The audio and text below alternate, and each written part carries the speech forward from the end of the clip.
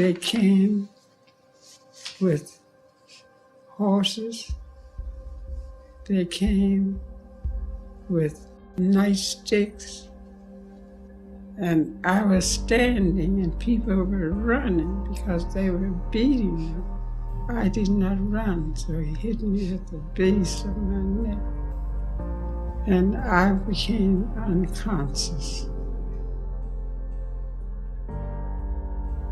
Photos of a woman tear-gassed and beaten unconscious by Alabama state troopers are among the most iconic images of the civil rights movement. The woman was Amelia Boynton Robinson, a leader of the campaign for black voting rights in Selma, Alabama, and the first black woman to seek a seat in the US Congress from that state. She had helped organise a demonstration on March 7, 1965, to protest the killing of a young African-American church deacon named Jimmy Lee Jackson by an Alabama state trooper, and to continue the fight for voting rights. The Selma establishment was known to be among the most egregious in barring blacks from the polls. But what started as a peaceful protest ended with unspeakable violence. The veteran activist clearly recalls the events of that day, and she recently recounted them to middle school students in Los Angeles.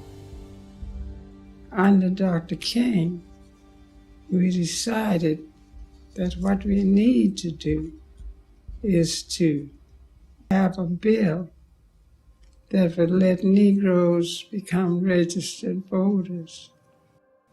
We were going to march from Selma, Alabama, which is on the river bridge, to Montgomery. I was near the front at the beginning. They came with horses.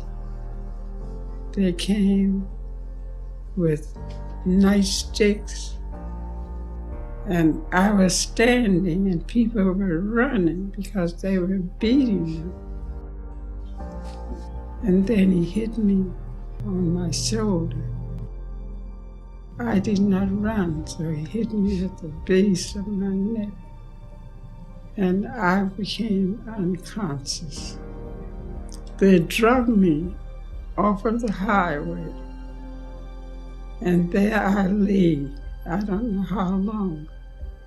But somebody said to one of the state troopers, "She's dead."